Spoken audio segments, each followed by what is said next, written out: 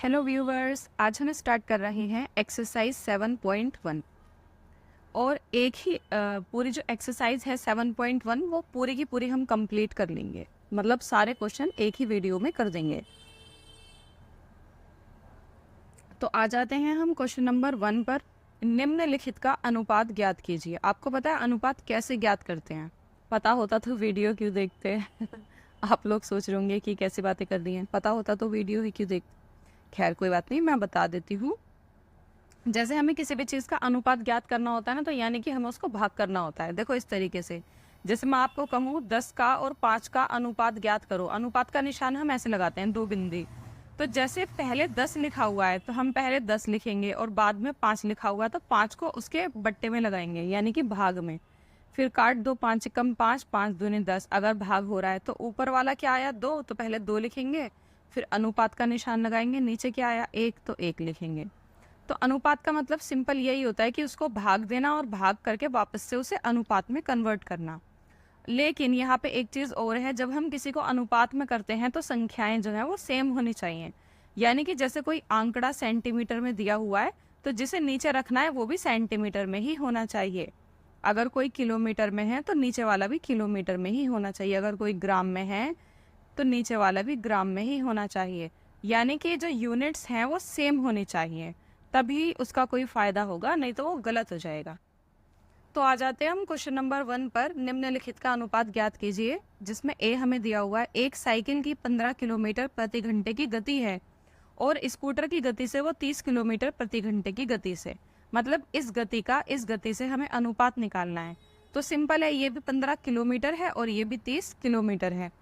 तो निकाल देते हैं हम अनुपात। कैसे निकालेंगे? यहाँ पर लिखेंगे पहले साइकिल की गति।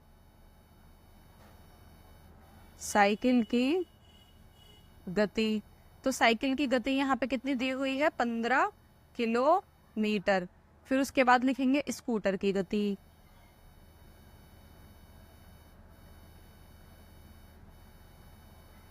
स्कूटर की गति कितनी दी हुई है हमें? 30 किलोमीटर। अब निकालेंगे अनुपात। तो अनुपात बराबर क्या हो जाएगा? 15/30। अब काट दो, ये तो एक ही टेबल में आ रहा। 15 एकम 15, 15 दूनी 30। तो ऊपर आया 1, नीचे आया 2। तो अनुपात क्या हो जाएगा? 1:2। सिंपल है। इसके बाद हम आ जाते हैं नेक्स्ट क्वेश्चन पर। नेक्स्ट क्वेश्चन हमें इसी का बी पार्ट दिया हुआ है। 5 मीटर और 10 किलोमीटर। तो यहाँ पे हमें 5 मीटर दिया हुआ है। देखो ये मीटर है और ये किलोमीटर है, तो दोनों को हमें ना ठीक करना पड़ेगा। पहला है 5 मीटर और दूसरा है 10 किलोमीटर। तो पहले तो ये बताइए कि कौन सी चीज़ बड़ी होती है, कौन सी छोटी होती है। मीटर छोटा होता है, किलोमीटर बड़ा होता है। देखो मीटर पता है कितना छोटा होता है? जैसे कि मान लो कोई ये लड़का या लड़की है, अगर ये अपनी दोनों हाथ ऐसे फैला ले ना, तो तकरीबन बता रही हूँ मैं, लगभग यहाँ से इस कंधे तक इतना होता है 1 मीटर। ठीक है। और अगर हम 1 किलोमीटर बोलेंगे तो पता है कितनी दूर होता है? उसके अंदर 1000 मीटर समा जाएंगे। किलोमीटर इतना बड़ा होता है कि अगर हम 1000 बार ऐसे हाथ फैलाएंगे ना, 1 2 फिर 3 फिर 4 ऐसे करके 1000 बार फैलाएंगे, तब जाके वो किलोमीटर बनेगा। तो किलोमीटर इतनी बड़ी यूनिट होती है। तो इसका मतलब देखो, मैं थोड़ा सा टाइम लगाऊंगी समझाने में, लेकिन समझाऊंगी अच्छे से। ठीक है। अब मैं जल्दी जल्दी भी समझा सकती हूँ। बच्चों को नहीं समझ में आता कि आखिर हमने 1000 से गुणा क्यों किया है। तो 1 किलोमीटर के अंदर 1000 मीटर होते हैं, तो हम कह सकते हैं कि 1000 मीटर जो होते हैं वो बराबर होते हैं 1 किलोमीटर के। क्योंकि 1 किलोमीटर में 1000 मीटर आ जाते हैं, क्योंकि ये वाली यूनिट बड़ी है, ये वाली इकाई बड़ी है। तो इसका मतलब, अगर अब आप मुझे बताइए कि या तो हम किलोमीटर को कन्वर्ट करें मीटर में, या तो हम मीटर को कन्वर्ट करें किलोमीटर में। अगर हम मीटर को बदलते हैं तो आप बताइए, मीटर तो पहले से ही छोटा है। ठीक है। अगर हम उसे बड़ी यूनिट में बदलेंगे किलोमीटर में, तो वो और छोटा नहीं हो जाएगा? ठीक है। जैसे कि मान लो, और छोटा मतलब यूनिट के हिसाब से, बाकी उसकी जो लंबाई है वो इतनी ही रहेगी। जैसे मान लो ये कोई लड़का है, इसकी जो लंबाई है वो मैं इंच में बताती हूँ। इसकी जो लंबाई है वो है 5 फुट 5 इंच। ठीक है। अगर ये अपनी लंबाई सेंटीमीटर में नापने लगे, सेंटीमीटर आपको पता है स्केल, हमारा स्कूल वाला जो स्केल होता है वो छोटा छोटा होता है, तो इसकी लंबाई इस सेंटीमीटर में बहुत बड़ी हो जाएगी, 15 सेंटीमीटर बहुत छोटा होता है, ठीक है। ऐसे करके 15, 20, 25, 30, 35 मतलब कम से कम 60-70 सेंटीमीटर तक हाइट पहुंच जाएगी। और वहीं अगर ये सेंटीमीटर हाइट को अगर फुट में कन्वर्ट करें तो फुट बड़ा होता है, तो फुट में तो वो हाइट मतलब छोटी हो जाएगी। फुट में 2.5 फुट, ज़्यादा से ज़्यादा 2.5 फुट, 3 फुट इतना हो पाएगा। तो उस तरीके से मैं बता रही हूँ कि अगर हम बड़ी चीज़ में कन्वर्ट करते हैं तो वो और ज़्यादा यूनिट छोटी हो जाती है। तो इसका मतलब जब हम मीटर को किलोमीटर में बदलेंगे तो हमें भाग करना पड़ता है, ठीक है। अगर किलोमीटर को मीटर में बदलेंगे तो भाग करना पड़ेगा, और किलोमीटर को अगर हम मीटर में बदलेंगे यानी कि छोटी यूनिट में बदल रहे हैं तो वो यूनिट बड़ी हो जाएगी, क्योंकि मीटर छोटा होता है, तो हमें गुणा करना पड़ेगा। अगर आपको इतनी बड़े भाषण जो भी मैंने दिया, अगर उसमें से आपको कुछ भी समझ में नहीं आया तो आप सिंपल एक बात याद रखो कि अगर मीटर को किलोमीटर में करना पड़ता है तो भाग करेंगे, और किलोमीटर को मीटर में करेंगे तो गुणा करेंगे। अब यहाँ पे कंफ्यूजन ये रहती है कि बच्चे पेपर आते आते, एग्जाम आते आते भूल जाते हैं कि इसमें गुणा करना था कि इसमें भाग करना था।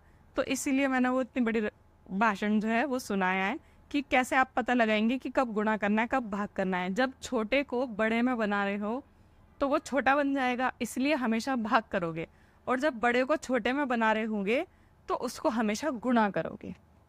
अब हम करके देखते हैं। पहले क्वेश्चन में मैंने आपको समझा दिया, फिर नेक्स्ट में हम करते जाएंगे। तो बताइए क्या करें।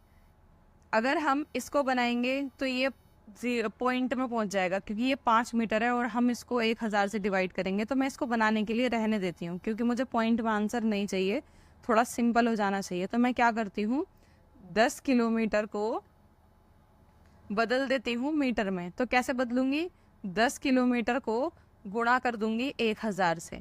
तो अब ये क्या बन जाएगा, अगर हम गुणा करते हैं तो ऐसा कर लेते हैं, बस आगे आगे वाले नंबर्स को कर लो, एक एक कम एक, और जितने भी जीरो ना 1 2 3 4 जीरो हैं तो 1 2 3 4 जीरो लगा दो। जो जीरो वाली डिजिट्स होती है ना वो ऐसे ही गुणा हो जाती हैं। तो ये आ गया हमारा 10,000। अब ये क्या बन गया, मीटर बन गया। तो अब हम अनुपात निकाल सकते हैं, अब दोनों मीटर में बन चुके हैं। तो हमारा अनुपात क्या हो जाएगा, 5 मीटर और बट्टे 10,000। तो काटो इसे, 5 कम 5, 5 दूनी 10, 0 0 0। तो ये क्या हो जाएगा, 1:2000। ठीक है, ये इसका अनुपात हो जाएगा। इसके बाद हम नेक्स्ट पे आ जाते हैं।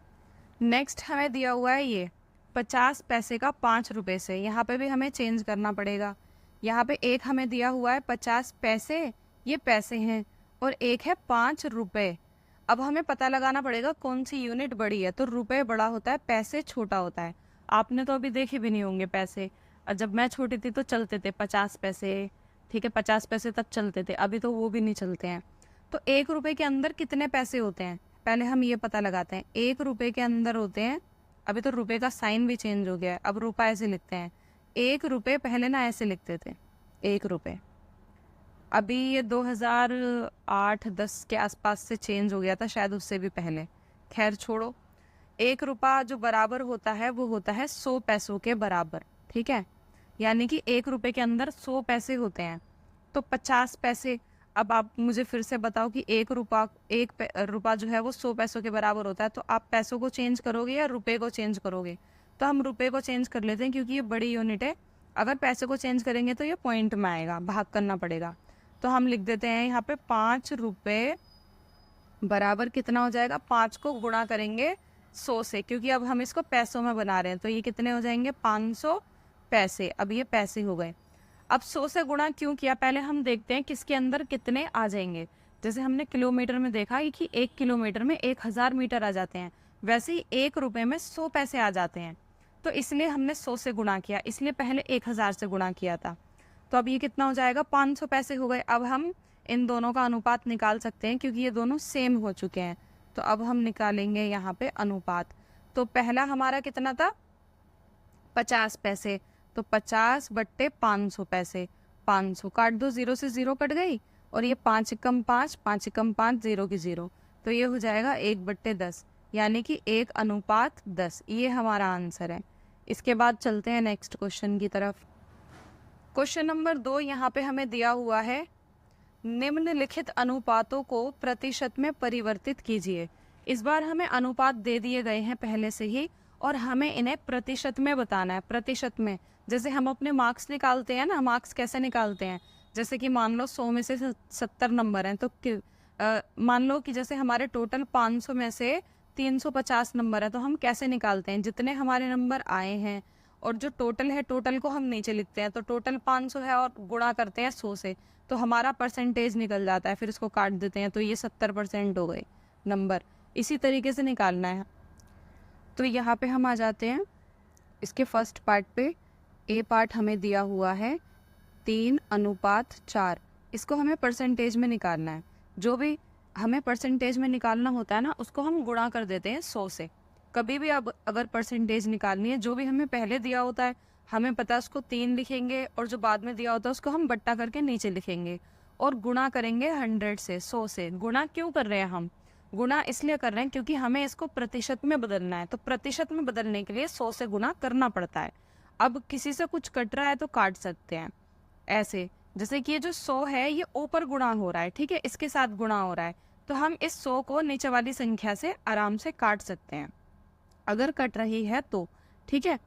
तो ये 2 से 2 के पहाड़े में आता है 2 दूनी 4, और ये भी 2 पंजे 10 और 0 की 0। अब 50 से 2 भी कट जाएगा, 2 1 कम 2, और 50 को काटेंगे तो 25 आएगा। 2 दूनी 4, 2 पंजे 10। तो नीचे तो हमारा 1 बचा, ऊपर क्या बचा 3 गुणा 25, नीचे क्या बचा 1, उसे लिखने की ज़रूरत नहीं है नीचे। तो 25 को 3 से गुणा करेंगे तो कितना आएगा 75। लेकिन अभी जो ये 75 है ये क्या हो गया है, प्रतिशत में बदल गया है, परसेंटेज में, ठीक है। तो यह हो गया हमारा इसका फर्स्ट पार्ट। आ जाते हैं इसके सेकंड पार्ट पे। सेकंड पार्ट हमें दिया हुआ है 2:3। इसको भी ऐसे ही करेंगे, 2/3 लिखेंगे और गुणा करेंगे 100 से। तो 3 तो 100 से कटता नहीं है, तो ऊपर ऊपर गुणा कर दो। 2 को 100 से गुणा करेंगे तो कितना हो जाएगा 200, और बट्टे में 3 है तो 3 लिखेंगे। अब अगर ऐसे काटना आपको नहीं आता तो इस तरीके से काट के देख सकते हैं। साइड में रफ वर्क में लिखना, अंदर 200 बाहर 3, और भाग करना है, कितनी बार में जाएगा 3 6 18, 3 7 21 हो जाते हैं, तो 3 6 18, 20 में से 18 गए 2, ठीक है, ऊपर से उतारा 0, फिर जाएगा 3 6 18, फिर 2 बचेंगे, तो फिर हम पॉइंट लगाएंगे और 0 उतारेंगे, फिर 3 6 18, ऐसे दोबारा करेंगे तो फिर 3 6 18, ऐसे ही 6 6 6 6 आता ही रहेगा, बार बार आता रहेगा। तो हमें वहाँ तक निकालने की ज़रूरत नहीं है। पॉइंट के बाद सिर्फ 2 संख्याओं का निकालना ठीक होता है, बस 2 संख्याओं तक बहुत है। तो हम 66.66 66.66 लिख देंगे। तो ये अब हमारा क्या हो गया, प्रतिशत में बदल गया है। इसके बाद हम आ जाते हैं इसके नेक्स्ट क्वेश्चन पर। नेक्स्ट क्वेश्चन हमें यहाँ पे ये दिया हुआ है कि 25 विद्यार्थियों में से 72% विद्यार्थी गणित में रुचि रखते हैं, तो कितने प्रतिशत विद्यार्थी गणित में रुचि नहीं रखते। देखो हमारे पास जो टोटल विद्यार्थी हैं वो कितने हैं 25 में से ये 72% बता रहे हैं, 72 बच्चे नहीं बता रहे हैं। यहाँ पे बच्चे, यही कन्फ्यूज़न क्रिएट हो जाती है बच्चों के बीच में। तो ये 72 जो है वो परसेंट है, मतलब 25 का 72%। पहले यहाँ पे हम लिख लेते हैं, पहले यहाँ पर हम लिखते हैं विद्यार्थियों की संख्या, विद्यार्थियों की संख्या। विद्यार्थी कितने हैं टोटल, टोटल विद्यार्थी हैं 25।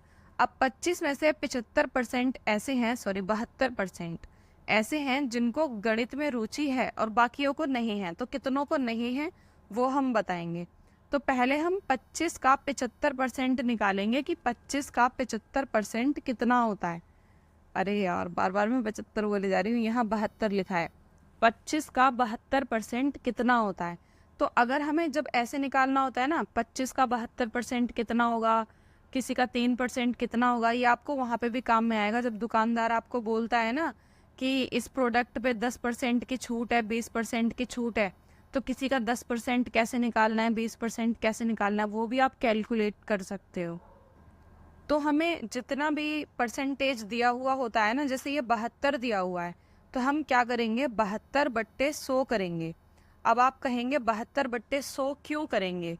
देखो मैंने आपको बताया था कि जब हम किसी भी चीज़ का अनुपात निकालते हैं, ठीक है, तो हम क्या करते हैं उसका टोटल नीचे लिखते हैं।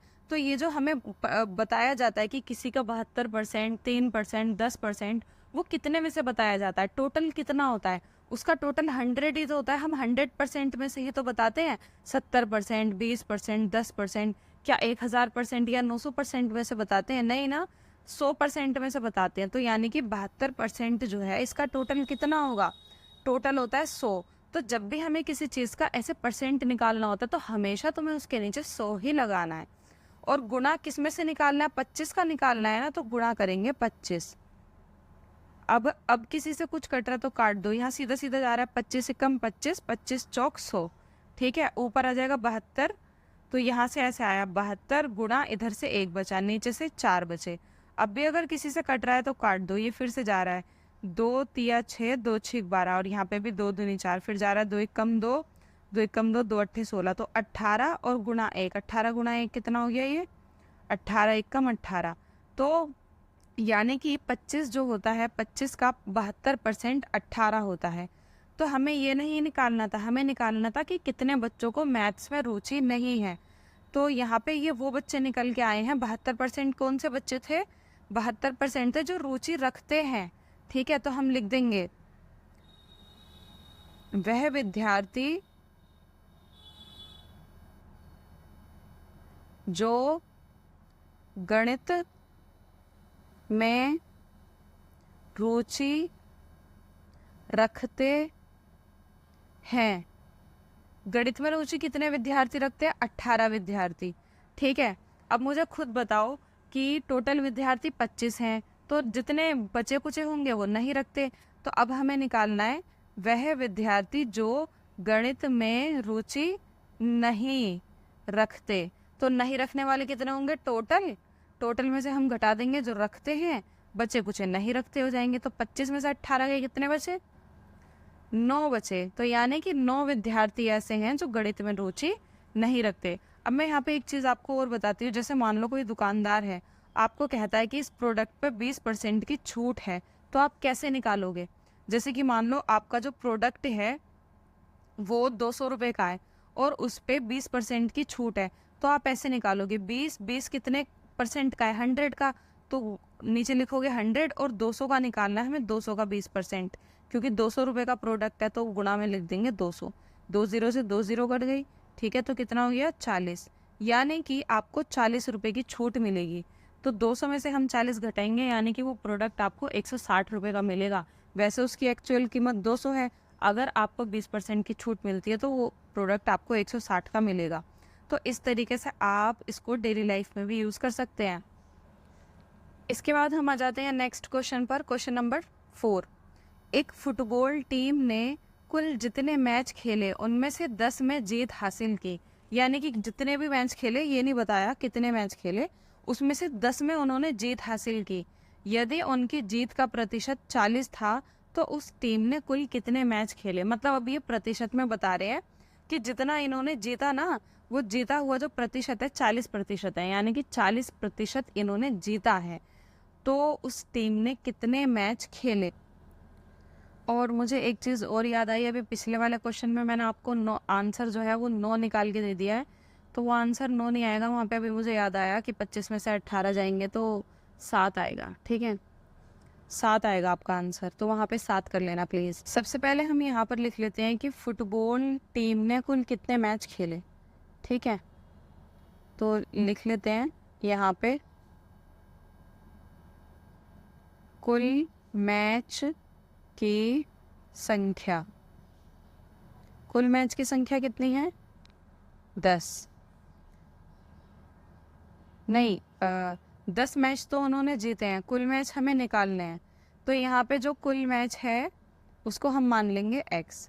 अब हम फॉर्मूला कैसे लगाते हैं? जैसे यहाँ पे 40% दिया हुआ है, तो 40 का अगर हम इसका टोटल निकालेंगे तो ऐसे करेंगे 40 बट्टे में 100 लगाएंगे, ठीक है। और कितने का परसेंटेज है ये वो हमें पता नहीं है, कितने का परसेंटेज है उसको हमने x माना है, तो गुणा में x लिखेंगे।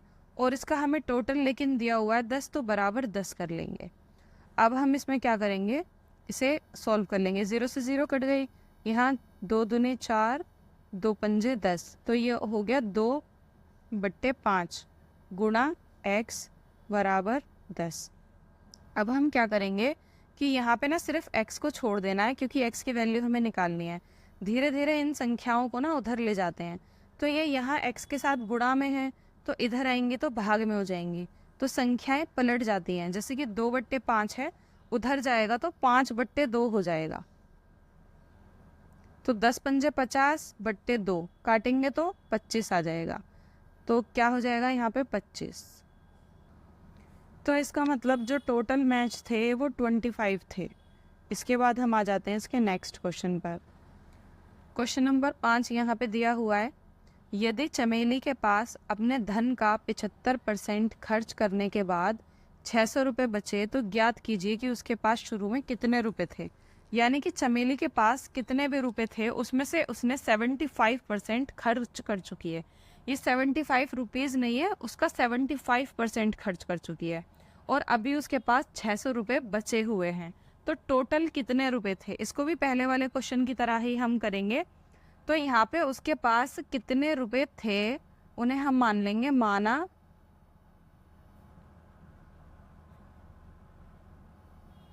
कुल रुपए बराबर x। ठीक है, कुल रुपए कितने थे उनको हम x मान लेंगे।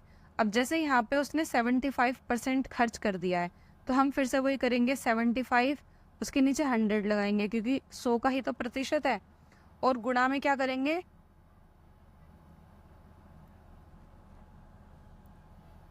गुणा में x, और ये बराबर कितने रुपए बचे हैं, 600 रुपये बचे हुए हैं, तो बराबर 600 लिखेंगे। लेकिन यहाँ पे हम x को माइनस भी करेंगे। यहाँ पे x को माइनस इसलिए करेंगे क्योंकि यहाँ पे इन्होंने बचे हुए पैसे हमसे बताए हैं कि ये बचे हुए हैं, इसलिए हमने यहाँ पे x को माइनस किया है। अब इसे हम काट सकते हैं, जिससे भी ये कटे 5 से कट जाएगा, पीछे 5 तो 5 कम 5, 5 पंजे 25, 5 दूनी 10, 0, फिर काट दो 5 या 15, 5 चौक 20। पहले हम इसको काट पीट के ना छोटा कर लेते हैं ताकि हमें गुणा में ना ज़्यादा प्रॉब्लम ना आए। बराबर 600, फिर से वही करेंगे कि हम सबको धीरे धीरे उधर ले जाएंगे ताकि हमारा जो नंबर है वो आराम से सॉल्व हो। अब यहाँ पे एक ना हमारे पास माइनस भी आ रहा है। अगर ये माइनस आ रहा है तो हम संख्याओं को इस तरीके से नहीं ले जा सकते, तो हम इसको ऐसे सॉल्व करेंगे, x माइनस 3 को x से गुणा करेंगे क्योंकि ये गुणा हो रहा है तो 3x हो जाएगा, बट्टे में 4 हो जाएगा, बराबर 600। अब हम किसी एक संख्या को ना इस तरीके से ले जा नहीं सकते क्योंकि बीच में माइनस है, तो हम इसके नीचे भी 1 मान लेंगे और एलसीएम करेंगे। 4 और 1 का एलसीएम करेंगे तो 4 आएगा। ठीक है, फिर क्रॉस मल्टीप्लाई कर देंगे 4 की x के साथ, तो ये हो जाएगा 4x माइनस का माइनस और 4 1 की 3 के साथ, तो ये हो जाएगा 3x बराबर 6600। पहला तरीका तो ये होता है, लेकिन ये तरीका हमेशा काम नहीं आता, इसलिए आपको एलसीएम हमेशा ऐसे करना चाहिए। 4 और 1 का अगर हम एलसीएम लेंगे, 1 और 4 का ऐसे, देखो 1 1 का में 1, 4 को ऐसे उतार लो, फिर ये 2 से जाएगा, 2 दूनी 4, फिर 2 से जाएगा 2 1 कम 2। जब तक संख्याएं यहाँ पे 1 1 नहीं आती हम एलसीएम लेते रहते हैं, तो 2 दूनी 4, 4 1 कम 4, फिर यहाँ गुणा करते हैं, उसी को हम कहते हैं एलसीएम। फिर यहाँ जो नीचे वाली संख्या होती है उसको हम काटते हैं इस संख्या से कि कितने बार ये टेबल में जाएगा, तो 4 4 बार में जाएगा, 1 चौक 4। फिर जो भी संख्या आती है उसको ऊपर वाले से गुणा करते हैं, तो ये आ जाएगा 4x। फिर बीच में माइनस है तो माइनस, ऐसे इसको काटेंगे, 4 से 4 कितनी बार में जाएगा, 1 बार में, 4 1 कम 4। फिर जो भी संख्या आई है उसको ऊपर वाली संख्या से गुणा करेंगे, ऊपर है 3x, तो 1 को 3x से गुणा करेंगे तो 3x ही आएगा। मुझे पता है आपको पहले वाला फॉर्मूला ज़्यादा अच्छा लगा होगा जिसमें मैंने क्रॉस मल्टीप्लाई करा दिया था, लेकिन वो फॉर्मूला हर जगह काम नहीं करता। अब कब काम करेगा कब काम नहीं करेगा उसकी प्रैक्टिस में आपको बहुत टाइम लगेगा। सेकंड वाला टफ है लेकिन हमेशा सही आंसर निकाल के देता है। फर्स्ट वाला तभी काम करता है जब यहाँ पे संख्याएं वो हों जो एक दूसरे के टेबल में आती हैं, वरना ऐसा नहीं होता। मान लीजिए यहाँ पे नीचे अगर ऐसा होता, एक तरफ 3 होता एक तरफ 7 होता, तो ये क्रॉस मल्टीप्लाई वाली ट्रिक बिल्कुल भी काम नहीं करती। इसलिए मैं सजेस्ट करूँगी कि आप सेकंड वाली ट्रिक से करें। तो यहाँ पे हम लिख देंगे 600। अब क्या करेंगे, 600 के नीचे कुछ नहीं है तो 1 लगा देंगे और क्रॉस मल्टीप्लाई कर देंगे। अब आप कंफ्यूज हो रहे होंगे कि कब पता चलेगा हमें x के नीचे 1 लगाना है, कब पता चलेगा हमें 600 के नीचे 1 लगा देना है। हमेशा हमेशा 8th में हो, 9th में हो, 10th में हो, जब भी ये वाली सिचुएशन आती है ना, देखो ये वाली, हमेशा नीचे 1 लगा के क्रॉस मल्टीप्लाई यही करना होता है एलसीएम। और जब ये वाली आती है तो आगे सॉल्व करने का कोई तरीका नहीं होता, यही तरीका होता है, नीचे 1 लगाओ और क्रॉस मल्टीप्लाई कर दो। 1 इसलिए लगाते हैं ताकि आराम से वो मल्टीप्लाई हो सके, बिना 1 लगाए भी कर सकते हैं। तो यानी कि इस पूरे की मल्टीप्लाई हो रही है 1 के साथ, तो इस पूरे को हम ऐसे का ऐसे ही उतार देंगे, 4x माइनस 3x कर दी मल्टीप्लाई, बराबर का बराबर। और इस 600 की मल्टीप्लाई हो रही है 4 के साथ, तो 6 चौक 24 और 00 2400 आ जाएगा ये। तो ये 4x और ये 3x, 4x में से 3x गए तो कितने x बचे, 1x, 1x को खाली x लिख देंगे तो ये हो जाएगा 2400। यानी कि उस लड़की के पास टोटल 2400 रुपए थे। नेक्स्ट क्वेश्चन हमें यहाँ पे दिया हुआ है, यदि किसी शहर में 60% व्यक्ति क्रिकेट खेलना पसंद करते हैं, मतलब पूरे शहर में जितने लोग रहते हैं उसमें से सिर्फ 60% लोग ऐसे हैं जो क्रिकेट खेलते हैं, पसंद करते हैं, 30% फुटबॉल पसंद करते हैं और अन्य खेल पसंद करते हैं, मतलब खेल का नाम नहीं लिखा, जो बाकी बचे कुछ हैं वो अन्य पसंद करते हैं। तो ज्ञात कीजिए कि कितने प्रतिशत व्यक्ति अन्य खेल पसंद करते हैं। यदि कुल व्यक्ति 50 लाख हैं तो प्रत्येक प्रकार का खेल पसंद करने वाले व्यक्तियों की संख्या निकालिए। देखो सवाल बिल्कुल सिंपल है, लेकिन वो इतना बड़ा सा दिया हुआ है ना, तो ऐसा लग रहा है कि बहुत कुछ है इसमें। ज़्यादा कुछ नहीं है, पहले तो हमें ये बताना है कि अन्य कितने लोग हैं, जो अन्य हैं वो कितने परसेंट हैं, और फिर परसेंट को हमें नंबर्स में कन्वर्ट करना है। तो परसेंट को नंबर्स में कन्वर्ट करना तो बड़े आसानी से हो जाएगा। स्टार्टिंग में मैंने आपको बताया था, देखो यहाँ पे हम आ जाते हैं 6 पे। पहले तो हम लिखते हैं क्रिकेट पसंद करने वाले लोग, ठीक है। क्रिकेट पसंद करने वाले कितने हैं, 60% हैं। फुटबॉल पसंद करने वाले कितने हैं, फुटबॉल लिख लेते हैं यहाँ पे, फुटबॉल पसंद करने वाले 30% हैं। अन्य कितने, अन्य गेम पसंद करने वाले, वो हमें फाइंड आउट करना है। तो आप मुझे बताइए कि जो 60, 30 ये सब होता है, ये सब हम किस में से निकालते हैं, 100% में से निकालते हैं ना, 100% में से। अब आप मुझे बताइए कि हमने 100% में से 60 चले गए क्रिकेट के, 60 माइनस कर दो 40 बचे, 30 चले गए फुटबॉल वाले, तो कितने बचे, 10 बचे। तो यानी कि 10% लोग वो हैं जो अन्य गेम पसंद करते हैं। इसको हम ऐसे लिखेंगे कि टोटल होते हैं 100%, जिसमें से 60% तो हो गए क्रिकेट के और 30% हो गए फुटबॉल के, ठीक है। तो 100 माइनस 60 30 कितने हो गए, 90। तो यानी कि 10% वो लोग हैं जो अन्य गेम पसंद करेंगे। अब आगे हमसे कहा जाता है कि टोटल जो व्यक्ति हैं शहर में वो 50 लाख हैं, और प्रत्येक कौन सा गेम पसंद करता है वो हमें निकालना है। तो ये हमने स्टार्टिंग में भी निकाला था, तो सबसे पहले हम निकालते हैं क्रिकेट के, ठीक है। क्रिकेट का अगर हम निकालेंगे तो क्रिकेट का हमें 60% दिया हुआ है, तो बट्टे में 100 लगाएंगे और गुणा किससे करेंगे, जो भी हमें टोटल दिया हुआ है। टोटल दिया हुआ है 50 लाख, तो 50 और लाख में कितनी जीरो होती है, 5, 1 2 3 4 5, तो ये हो गया 50 लाख। 2 जीरो से 2 जीरो कट गई ऊपर वाली, ऊपर क्या बचा, 60 गुणा 50 हज़ार बच गया। तो अब इसको गुणा कर दो, 6 को 5 से गुणा करेंगे तो 6 पंजे 30, और आगे कितनी जीरो बची, 1 2 3 4 5, तो 1 2 3 4 5, तो कितने पीपल हो गए, ये 30 लाख, ठीक है, ये लाख है 30 लाख।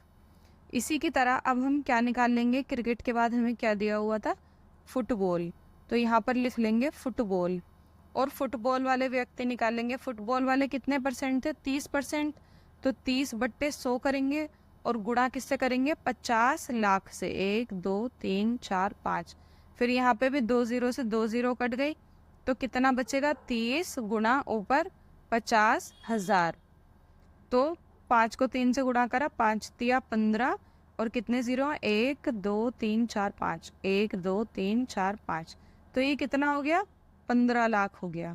तो यानी कि फुटबॉल को पसंद करने वाले व्यक्ति कितने हैं, 15 लाख हैं। अब अन्य कितने थे, अन्य 10% निकाले थे हमने, तो अन्य निकाल लेंगे यहाँ पे, ये कितना हो जाएगा, 10/100 और गुणा 50 लाख, 2 3 4 5, फिर वही 2 जीरो से 2 जीरो कट जाएंगी, तो यहाँ पे 10 गुणा कितना हो जाएगा, 50 हज़ार, और फिर हम गुणा कर देंगे तो ये 5 एकम 5, और पीछे कितने जीरो जाएंगे, 1 2 3 4 5, तो ये हो गया 5 लाख। हम इन सबको जोड़ के भी देख सकते हैं कि टोटल 50 लाख आ रहा है या नहीं। पहले वाले था 30 लाख, 30 लाख और 15 लाख कितने हो गए? 40, 45 लाख, 45 और लास्ट वाला आया 5 लाख, तो हो गए ना टोटल 50 लाख। इसी के साथ आपकी ये एक्सरसाइज कंप्लीट हो गई है। मिलते हैं नेक्स्ट वीडियो में नेक्स्ट एक्सरसाइज के साथ। और प्लीज़ वीडियो को लाइक किया कीजिए, चैनल को सब्सक्राइब कर दिया कीजिए और फ्रेंड्स के साथ शेयर कर दिया कीजिए, नहीं तो हमारा वीडियो वहीं का वहीं अटक जाता है। अगर वीडियो आपको अच्छा लगता है तो चाहे आप अपने फ्रेंड को रिकमेंड ना करना चाहते हो, लेकिन प्लीज़ शेयर कर दिया कीजिए, वरना यूट्यूब वीडियो को 15-20 व्यूज़ पर ही अटका देता है। आपका लाइक हमारे लिए इम्पोर्टेंट है और कमेंट भी करना। मिलते हैं नेक्स्ट वीडियो में। Bye bye.